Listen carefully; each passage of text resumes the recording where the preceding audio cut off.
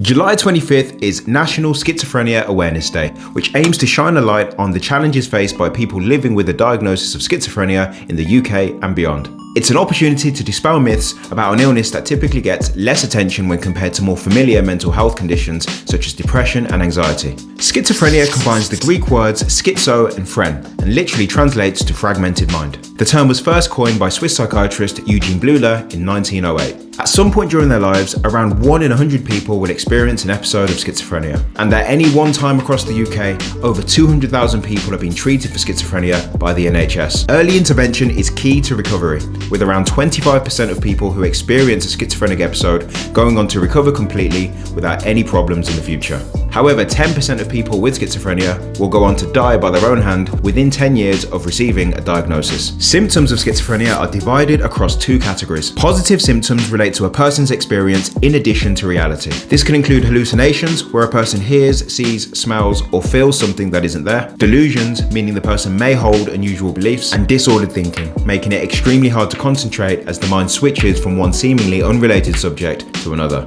Negative symptoms, on the other hand, pertain to a person's ability to enjoy life. They may withdraw from the world around them and lose interest in everyday social interactions. There is no one specific cause of schizophrenia. It's been linked to brain damage, childhood trauma, drug or alcohol misuse, and even air pollution. For example, a 7-year study published in the British Journal of Psychiatry used de-identified data on nearly 14,000 people who'd been in contact with London and South Maudsley NHS Foundation Trust for Psychotic Disorders, and also lived in areas with high-resolution estimates of nitrogen oxides and particulate matter. The study correlated that higher air pollution exposure was in fact linked to increased short and long-term use of mental health services, with further evidence indicating that air pollution has an adverse effect on the brain and it increases the risk for psychiatric disorders such as schizophrenia due to inflammation and oxidative stress caused by particulate matter. In recent times, portrayal in the media combined with a lack of accurate information made available to the general public has played its part in facilitating stigma and normalising unhelpful language relating to schizophrenia and other forms of psychosis. It should be remembered that a person experiencing schizophrenia or any other psychotic disorder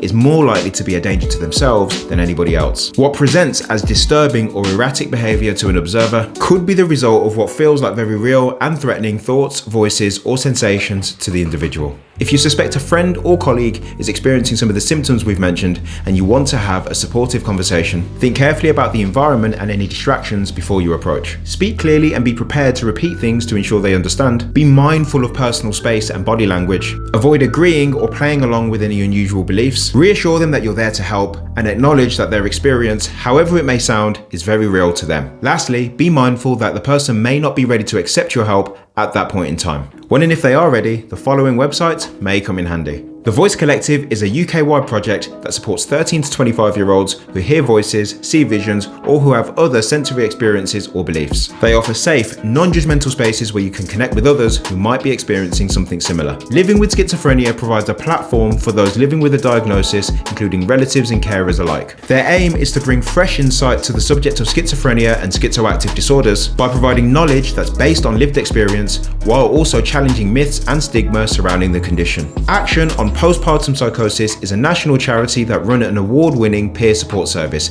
connecting women and families throughout the UK to recovered volunteers. They help women and families affected by postpartum psychosis feel understood, supported, and less isolated. If you want to make the conversation about mental health in your workplace more accessible, Mental Health First Aid is a 2-day course that gives individuals the confidence to spot the symptoms of poor mental health in themselves and others, while using supportive conversations to connect those who need it to professional help. Get in touch via info@letsgowellbeing.com for more information, and if you got value from this video, don't forget to give it a thumbs up and subscribe to this channel for more news, views, hints and tips from the world of wellbeing.